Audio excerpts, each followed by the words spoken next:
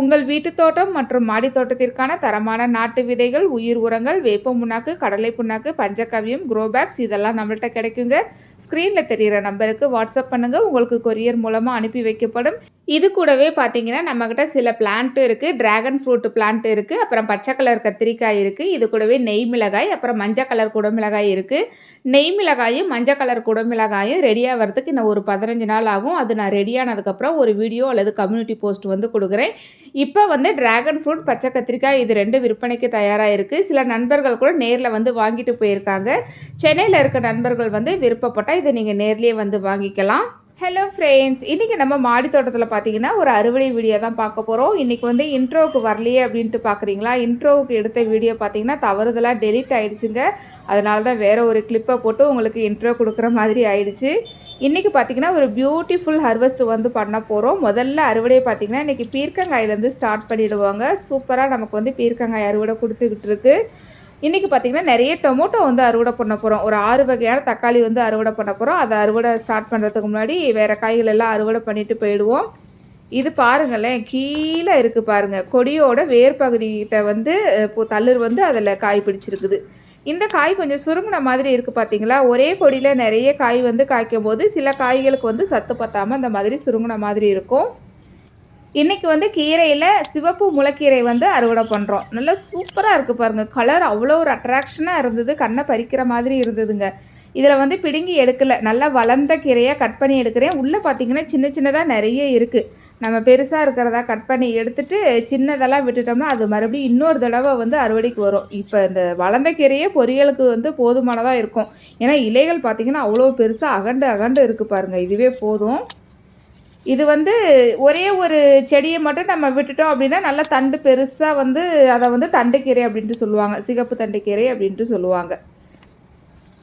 விதை வந்து போடும்போது மேலே வந்து தென்னை நார் கழிவு வந்து ஃபுல்லாக மூடின மாதிரி போடாமல் விட்டுட்டேன். கொஞ்சம் பரவலாக போட்டுட்டனால சில விதைகள் வந்து சீக்கிரம் முளைச்சி வந்துருச்சு. சில விதைகள் வந்து லேட்டாக முளைச்சிது. அதான் பார்த்திங்கன்னா கொஞ்சம் கீரை வந்து சீக்கிரமாக வந்துருச்சு, கொஞ்சம் கீரை வந்து இன்னும் வளரலை. அடுத்து பார்த்திங்கன்னா பாகற்காய், வெள்ளை பாகற்காய் இன்றைக்கி நிறைய இருக்குது பாருங்கள். 2 கொடியில் வந்து இன்றைக்கி வெள்ளை பாகற்காய் அறுவடை பண்ணுறோம். இன்னும் பிஞ்சுகள் கூட நிறைய போட்டிருக்கு.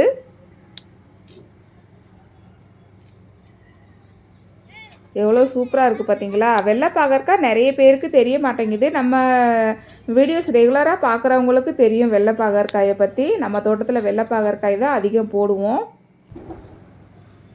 மேலே கூட காய் இருந்ததுங்க, எனக்கு எட்டவே இல்லை. அப்புறம் ஸ்டூல் போட்டு ஏறி நின்று அறுவடை பண்ணினேன் மேலே இருந்ததெல்லாம். இந்த வெள்ளை பாகற்காய் பார்த்திங்கன்னா நார்மல் பச்சையாக இருக்கிற பாகற்காயை விட இது வந்து கசப்பு தன்மை அதிகமாக இருக்கும். நாட்டு ரகம் இது, நல்ல கசப்பாக இருக்கும். நம்ம தோட்டத்தில் பார்த்திங்கன்னா இன்னும் மிதி பாகற்காய் தான் போடவே இல்லை. அதுவும் என் கணவர் வந்து போடணும் அப்படின்ட்டு சொல்லிக்கிட்டே இருந்தாங்க, போடவே இல்லை. பாகற்காய் எல்லாம் அறுவடை பண்ணி முடிச்சாச்சு. இன்றைக்கி நிறைய பாகற்காய் வந்து அறுவடை பண்ணியிருக்கோம். கொத்தமல்லியில் பாருங்கள் பூ வைக்க ஆரம்பிச்சிடுச்சு. செடி வந்து முத்த ஆரம்பிச்சிடுச்சு. அதனால் எல்லாத்தையும் இன்றைக்கி பறிச்சிடலாம் அப்படின்ட்டு இருக்கேன். கொத்தமல்லி வந்து இப்போ ஒரே ஒரு பேக்கில் மட்டும் இருக்குது. அதுக்கப்புறம் போடலை. ஏன்னா விதை வந்து காலி ஆயிடுச்சு. நாங்கள் ஊரில் இருந்து தான் இந்த கொத்தமல்லி விதையை எடுத்துகிட்டு வருவோம். இது நாட்டு கொத்தமல்லி இல்லைங்களா? மோஸ்ட்லி வந்து இங்கே அது கிடைக்க மாட்டேங்குது. ஊருக்கு போனால் எடுத்துகிட்டு வந்து தான் இனிமேல் போடணும். அந்த கொத்தமல்லி பேக்லேயே பார்த்திங்கன்னா ஒரு கீரையும் வளர்ந்து இருக்குது. இது என்ன அப்படின்ட்டு பார்த்திங்கன்னா அந்த சொடக்கு தக்காளி செடிங்க. இதை வந்து நம்ம வேறு பேக்கில் கூட நட்டு விடலாம். இந்த மஸ்கு பிரிஞ்சாலை வந்து உங்கள்கிட்ட காமிக்கவே இல்லைங்க. இவ்வளவு நாளாக இதை வந்து நான் காமிக்கவே இல்லை. இன்றைக்கி தான் காமிக்கிறேன். அறுவடைக்கும் வந்துருச்சு. மொத்தம் பார்த்திங்கன்னா ஒரு 4 செடி நட்டு விட்டேன். பொங்கலுக்கு ஊருக்கு போகிறதுக்கு ஒரு 15-20 நாளைக்கு முன்னாடி வந்து 4 பேக்கில் நட்டு விட்டேங்க. ஊருக்கு போயிட்டு வந்ததுக்கப்புறம் கூட செடி இருந்தது. அதுக்கப்புறம் அப்படியே ஒரு செடியாக வேர் வந்து பாதித்து அப்படியே காஞ்சி போயிடுச்சு. ஒரு 3 செடி கிட்ட போயிடுச்சு. இது 1 மட்டும்தான் தப்பிச்சுது. இதில் வந்து இன்றைக்கி அறுவடை பண்ணுறோம். முதல்ல அறுவடை இன்றைக்கி மஸ்கு பிரிஞ்சால். தொப்பி கத்திரின்ட்டு சொல்லுவாங்க தமிழில். அந்த காய் பாருங்கள், தொப்பி மாதிரி மேலே இருக்கு இல்லைங்களா? அதனால் அதுக்கு பேர் தொப்பி கத்திரி. நம்ம மாடி தோட்டம் ஆரம்பித்ததுலேருந்து இந்த கத்திரிக்காய் பயிர் பண்ணினதே இல்லை. இதான் முதல் தடவை. நல்லா இருக்குது பாருங்கள், டிஃப்ரெண்ட்டாக இருக்குது. இந்த செடிலாம் பார்த்தீங்கன்னா கொஞ்சம் நல்லா படர்ந்து வருதுங்க. நல்லா பெரிய பேக்லேயே வச்சு விட்டுருக்கோம். 15க்கு 12 சைஸ் உள்ள பேக்கில் வந்து ஒரே ஒரு செடி மட்டும் வச்சு விட்டுருக்கோம். ஒரு செடி வச்சா தான் நமக்கு வந்து அறுவடை நல்லா கிடைக்கும். அடுத்து நம்ம ஒரு பியூட்டிஃபுல்லான குடம் தக்காளி வந்து அறுவடை பண்ண போகிறோம். போன அறுவடையிலே வந்து நம்ம குடம் தக்காளி வந்து அறுவடை பண்ண ஆரம்பித்தாச்சு. போன தடவை கம்மியாக இருந்தது, இன்றைக்கி நிறைய வந்து பறிக்கிறோங்க. நல்லா பார்க்குறதுக்கு ரொம்ப அழகாக இருக்குங்க. இந்த மாதிரி தக்காளி பழத்தெல்லாம் நம்ம மாடியில் வளர்க்கும் போது பிள்ளைங்களும் ரொம்ப விரும்பி சாப்பிட்றாங்க. அது டிஃப்ரெண்ட்டாக இருக்கிறத பார்த்துட்டு சும்மாவே எடுத்து சாப்பிட்றாங்க. எங்கள் சின்ன பையனும் எடுத்து சாப்பிட்டாப்புல பார்க்க வித்தியாசமாக இருக்குது அப்படின்ட்டு சொல்லி.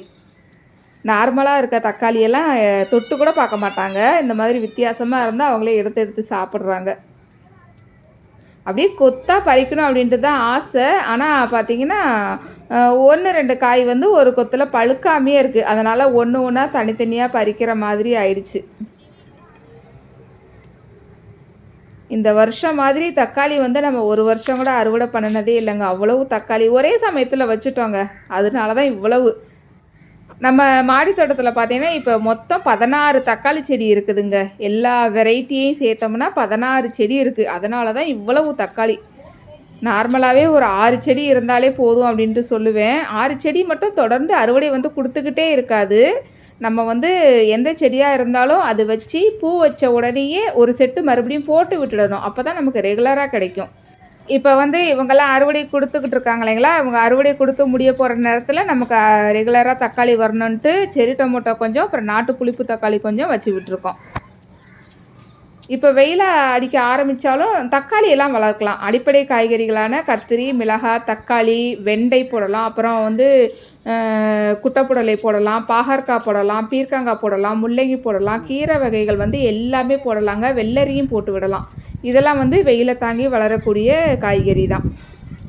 அப்படியே பார்த்திங்கன்னா லைபீரியா தக்காளி இன்றைக்கி வந்து நிறைய இருக்குது. இதுக்கு மேலே நிறைய வராது, குறைஞ்சிருச்சு. அடுத்த தடவை பார்த்திங்கன்னா ஒரு 1/4 கிலோ 1/2 கிலோ கிட்ட தான் இருக்குன்ட்டு நினைக்கிறேன். இன்றைக்கி வந்து நிறைய இருக்குது. இந்த இடத்துலைக்கு 2 செடி இருக்குது. 2 செடியில் வந்து நிறைய பறிக்கிறோம் இன்றைக்கி. நல்ல கலர் பாருங்கள், நல்ல செவன்னு இருக்குது. நான் மட்டும் பறிச்சேன்னா தக்காளி பறிக்கிறது டைம் ஆகும் அப்படின்ட்டு சொல்லி என் கணவரும் ஜாயின் பண்ணிக்கிட்டாங்க. நிறைய தக்காளி இருக்குது. 2 பேரும் சேர்ந்து தான் பறித்தோம் தக்காளி பறிக்கிறத மட்டும்.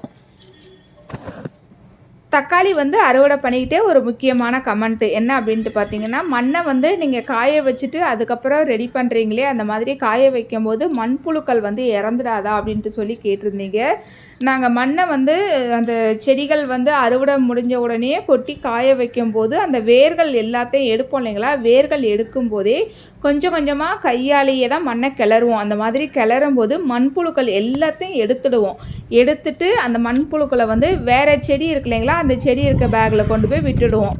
அந்த வீடியோ கூட உங்களுக்கு அட்டாச் பண்ணலாம் அப்படின்ட்டு நினச்சேன். இந்த வீடியோ ரொம்ப லென்த்தாக போய்கிட்டு இருந்தனால தான் அதை வந்து சேர்க்க முடியாமல் போயிடுச்சு. அடுத்த அறுவடை வீடியோ வந்து ஷார்ட்டாக இருந்ததுன்னு அதில் வந்து நான் அட்டாச் பண்ணுறேங்க. எப்படி நம்ம மண்புழுக்களை வந்து எடுத்து வேறு பேக்கில் கொண்டு போய் விடுறோம் அப்படிங்கிறத அட்டாச் பண்ணுறேன் அந்த வீடியோவை. லைபீரியா தக்காளி அறுவடை முடிஞ்சிருச்சு. ஃபுல்லாக ஒரு பிளேட்டு. வீடியோ கொஞ்சம் ஸ்பீடு பண்ணி விட்டுட்டேன். இன்றைக்கி வந்து பிளாக் பியூட்டி அறுவடை பண்ண போகிறோங்க. போன அறுவடையிலேயே வந்து பிளாக் பியூட்டி அறுவடை பண்ண ஸ்டார்ட் பண்ணியாச்சு. போன தடவை வந்து 1ஓ 2ஓ தான் பறித்தோம். இன்றைக்கி கொஞ்சம் நிறைய இருக்குது. ரொம்ப நாளாகவே வந்து நம்ம தோட்டத்தில் பிளாக் பியூட்டி அறுவடை வந்து இல்லைன்ட்டு சொல்லி கேட்டிருந்தீங்க. செடி வந்து நான் சொல்லியிருந்தேன் இல்லைங்களா, மழையில் வந்து நிறைய அப்படியே துவண்டு போய் காஞ்சிருச்சு அப்படின்ட்டு சொல்லி, அதுக்கப்புறம் நட்ட செடிகள்ங்க இதெல்லாம் இப்போ அறுவடைக்கு வர ஆரம்பிச்சிருச்சு. நிறைய பிளாக் பியூட்டி வச்சுருக்கோம். இனிமேல் தொடர்ந்து நம்ம தோட்டத்தில் பிளாக் பியூட்டி அறுவடையும் பார்க்கலாம். இந்த செடியில் பாருங்கள், அப்படியே நிறைய தொங்குது பார்த்தீங்களா. இதில் காயை பறிக்கிறதுக்கு முன்னாடி இதில் உங்கள்கிட்ட ஒன்று காமிக்கணுன்ட்டு நினச்சேன். இந்த இலைக்கு அடியில் பாருங்கள், குட்டி குட்டியாக கருப்பாக பூச்சி இருக்குது பார்த்தீங்களா, நிறைய இருக்குது இந்த கத்திரிக்காய் செடியில். இந்த பூச்சிகள் வந்து வரும்போதே பின்னாடியே பார்த்தீங்கன்னா அந்த லேடி பக்கும் வர ஆரம்பிச்சிருதுங்க. நாங்கள் வந்து எதுவுமே இதுக்கு பண்ண வேண்டாம். லேடி பக் வந்து நம்ம தோட்டத்துக்கு வந்துட்டாங்க அப்படின்னா இந்த பூச்சிகளை வந்து அவங்க சாப்பிட்டுடுவாங்க. நமக்கு வேலை மிச்சம். பிளாக் பியூட்டி அறுவடை முடிஞ்சு அடுத்து புடலங்காய் அறுவடையும் ஸ்டார்ட் பண்ணியாச்சு. என் கணவர் ஒன்று பறிக்கிறாங்க. ஏன்னா அந்த பழம் இருக்குது, நான் சுற்றிக்கிட்டு போய் பறிக்கணும். அதனால் அவங்க பறித்து கொடுத்துட்டாங்க. வெள்ளை கத்திரிக்காய் இருக்குது, அடுத்து அதையும் பறிச்சுட்டு போயிடுவோம். வெள்ளை கத்திரிக்காய் பிளான்ட்டு பார்த்தீங்கன்னா போன வாரம் பார்த்தீங்கன்னா சடனாக ஒன்று அப்படியே துவண்டு போய் தொங்குச்சுங்க. காய் வந்து அதில் கொத்தாக இருந்தது. சரி சூடோமோனாஸ் ட்ரைகோடர்மா விரிடிலாம் ஊற்றலாம் அப்படின்ட்டு நினச்சோம். சரி அது பார்க்கும்போதே தெரிஞ்சுது அது என்ன பண்ணினாலும் அதை காப்பாற்றி கொண்டு வர முடியாது அப்படிங்கிற ஸ்டேஜில் இருந்தது. அதனால் பிடுங்கி போட்டுட்டோம். அப்படியே பார்த்தீங்கன்னா பச்சை கத்திரிக்காய் இப்போ ஒரு 2 செடி நட்டு விட்டுருக்கேன் புதுசாக.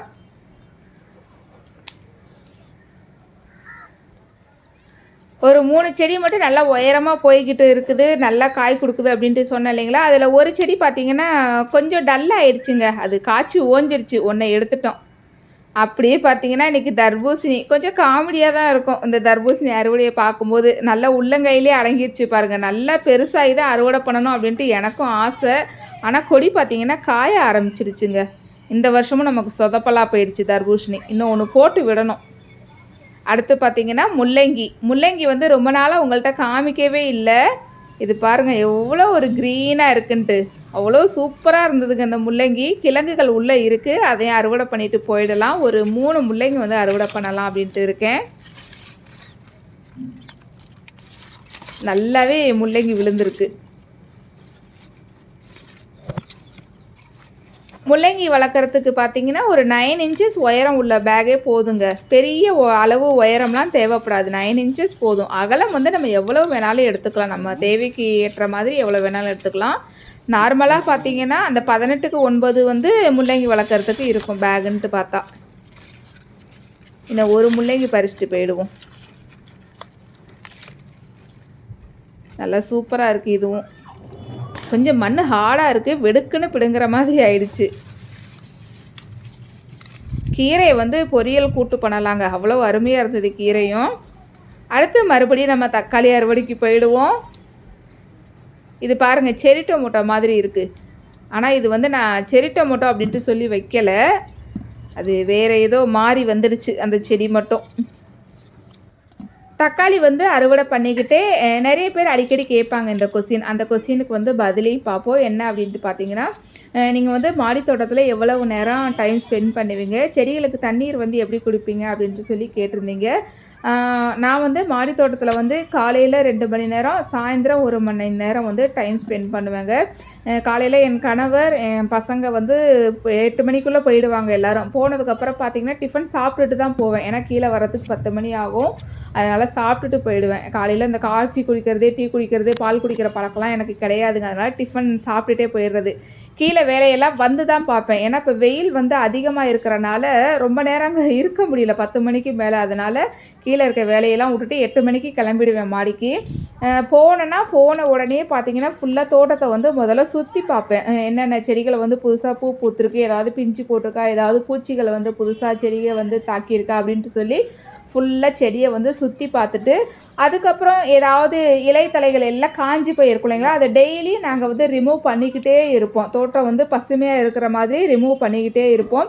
அந்த காஞ்ச இலைகள் வந்து சத்துக்களையும் இழுக்கும். அதனால் கண்டிப்பாக அதை வந்து எடுத்துருவோம். முதல்ல அந்த வேலையை பார்த்துட்டு அதுக்கப்புறம் தோட்டத்தை வந்து சுத்தமாக கூட்டி பெருக்குவேன். டெய்லியும் பார்த்திங்கன்னா கூட்டிட்டு அதுக்கப்புறம் செடிகளுக்கு வந்து தண்ணீர் விடுவேங்க. தண்ணீர் வந்து எப்படி நான் விடுவேன் அப்படின்ட்டு பார்த்தீங்கன்னா, காலை மாலை 2 வேளையுமே ஓசு எடுப்பேங்க தண்ணி விடுறதுக்கு. ஆனால் சில செடிகள் பார்த்திங்கன்னா தண்ணி வந்து நிறைய பிடிக்காது. இப்போ சின்னதாக இருக்க செடிகளுக்கெல்லாம் பார்த்திங்கன்னா தண்ணி நிறைய பிடிக்காது.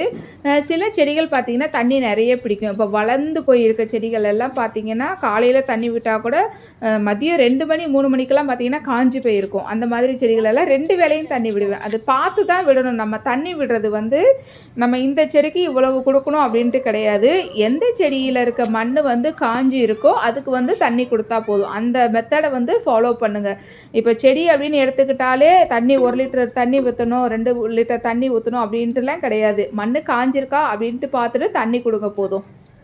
அப்படியே பார்த்தீங்கன்னா நிறைய தக்காளி வந்து அறுவடை பண்ணியாச்சுங்க. செரி டொமேட்டோவும் அறுவடை பண்ணியாச்சு.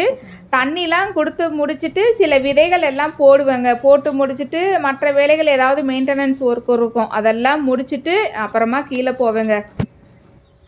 அடுத்து வந்து லெமன் 2 இருந்தது, அதையும் பறிச்சுட்டு போயிடலாம். இது வந்து நம்ம தோட்டத்தில் வந்து கொத்து கொத்தாக காய்ச்சுது இல்லைங்களா, கொத்து லெமன். அதுதாங்க இது இப்போ ஒத்தையாக தான் காய்க்குது, ஆனால் பெருசாக காய்க்குது. அப்படியே பச்சை மிளகாய் கொஞ்சம் இருக்குது, அதையும் பறிச்சுட்டு போயிடுவோம். இன்றைக்கி நூல்கோல் வந்து கடைசி அறுவடை. இடையில வந்து நான் நிறைய பறிச்சுக்கிட்டேன். இன்றைக்கி வந்து கடைசியாக இருக்குது. அதையும் பறிச்சுட்டு போயிடுவோம். சின்ன சின்னதாக இருக்குது. இதுக்கு மேலே இது பெருசாகாது. சரி, இதை பறித்து எடுத்துகிட்டு இதில் வேறு மண் போட்டு விட்டுட்டு சிகப்பு கலர் முள்ளங்கி விதை வந்து வாங்கி வச்சுருக்கேங்க. அது போடலாம் அப்படின்ட்டு இருக்கேன்.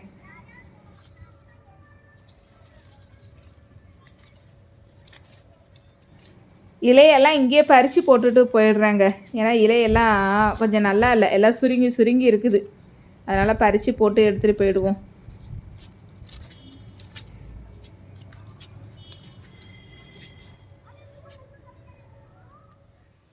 ஓகே ஃப்ரெண்ட்ஸ், அறுவடை எல்லாம் பண்ணிட்டு வந்தாச்சு. இன்றைக்கி பார்த்திங்கன்னா நம்ம வந்து ஒரு 6 வகையான தக்காளி வந்து அறுவடை பண்ணியிருக்கோம். அப்புறம் பார்த்திங்கன்னா ஒரு 4 வகையான கத்திரிக்காய் வந்து அறுவடை பண்ணியிருக்கோம். அதெல்லாம் என்னென்ன அப்படின்ட்டு பார்ப்போம் வாங்க. நல்லா சூப்பரான அறுவடை வந்து பண்ணியிருக்கோங்க. நிறைய தக்காளி அறுவடை பண்ணியிருக்கோம். தக்காளி அறுவடையை பார்த்திங்கன்னா ஸ்பீடு பண்ணிகிட்டே கொஞ்சம் வந்து கட் பண்ணிட்டேங்க. இன்னும் ரொம்ப லென்த்தாக போய்கிட்டே இருந்தது. ரொம்ப நேரம் தக்காளி அறுவடை பண்ணணும். முதல்ல முள்ளங்கி, கீரையும் பாருங்கள் சூப்பராக இருந்ததுங்க. கீரை அப்படியே பக்கத்துலேயே பார்த்திங்கன்னா வெள்ளைப்பாகற்காய், அதுக்கு கீழே பார்த்திங்கன்னா லைபீரியா தக்காளி. அடுத்த தடவை லைபீரியா தக்காளி நிறைய பார்க்க முடியாது. அப்புறம் பீக்கங்காய், பின்னாடி பார்த்திங்கன்னா இன்னும் கொஞ்சம் தக்காளி, அந்த பரங்கி தக்காளின்ட்டு சொன்னேன் இல்லைங்களா, அது கொஞ்சம் அப்படியே புடலங்காய். இங்கனைக்கு பாருங்கள் அந்த ஜாமுன் தக்காளி வகையை சேர்ந்ததுங்க இது. அப்படியே பார்த்திங்கன்னா பிளாக் செரி டொமோட்டோ, அப்படியே பார்த்திங்கன்னா எல்லோ பியூர் டொமோட்டோ. இன்றைக்கி நிறைய எல்லோ பியூர் டொமோட்டோ. அதுக்கு கீழே இருக்கிறது வந்து செரி டொமோட்டோ. பக்கத்தில் பார்த்திங்கன்னா பச்சை கத்திரிக்காய், வெள்ளை கத்திரிக்காய், அப்புறம் பச்சை மிளகாய், கொஞ்சம் பழுத்து போயிருந்தது மிளகாய், அதையும் பறிச்சுட்டேன். அப்புறம் பிளாக் பியூட்டி, 2 லெமன், பெரிய லெமனு, அப்புறம் பார்த்திங்கன்னா தொப்பி கத்திரி. பின்னாடி பாருங்கள் எவ்வளோ பெரிய தர்பூசணி பாருங்கள். கட் பண்ணி காட்டுறேன் இருங்க உங்களுக்கு. அப்படியே பார்த்திங்கன்னா சிகப்பு தண்டைக்கீரை. கீழே பார்த்திங்கன்னா கொத்தமல்லி ஒரு கட்டு இருந்ததுங்க. எல்லாம் கட்டி வச்சுருக்கேன், கீரை கொத்தமல்லி எல்லாத்தையும். நல்ல ஒரு சூப்பரான அறுவடை பண்ணியிருக்கோங்க. அடுத்த அறுவடை இந்தளவு பெருசாக இருக்காதுன்ட்டு நினைக்கிறேன். பார்ப்போமே. ஏன்னா தக்காளி வந்து குறைய ஆரம்பிச்சிருச்சு. அடுத்த அறுவடைக்கு தக்காளி எல்லாம் கம்மியாக இருக்கும். இப்போ வந்து நம்ம அந்த தர்பூசணியை வந்து கட் பண்ணி பார்த்துடுவோங்க, எப்படி இருக்குது உள்ள என்னான்ட்டு. வாங்க வாங்க.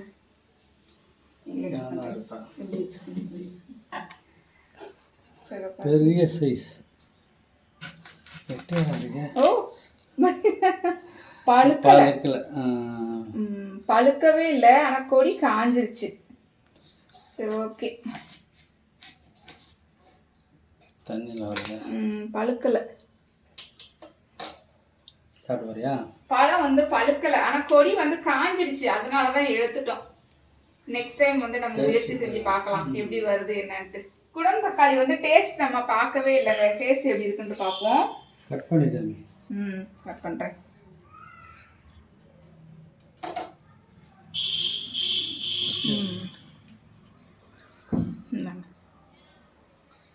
டேஸ்ட் எப்படி இருக்குன்னு நீங்களே சொல்லுங்கள். நல்லா இருக்கா? புளிக்கல. ஆமாம் புளிக்கல, நல்லாயிருக்கு. நல்லா இருக்கு, சூப்பராக இருக்கு. ஓகே ஃப்ரெண்ட்ஸ், இன்னைக்கு வந்து ஒரு பியூட்டிஃபுல் ஹார்வெஸ்ட் வந்து பார்த்தீங்க. இந்த வீடியோ வந்து உங்களுக்கு பிடிச்சிருந்ததுன்னா லைக் பண்ணுங்க, உங்க நண்பர்களுக்கு ஷேர் பண்ணுங்க. தொடர்ந்து வீடியோக்கள் பார்க்கறதுக்கு மறக்காம சேனலை சப்ஸ்கிரைப் பண்ணிக்கோங்க. நன்றி. Happy gardening.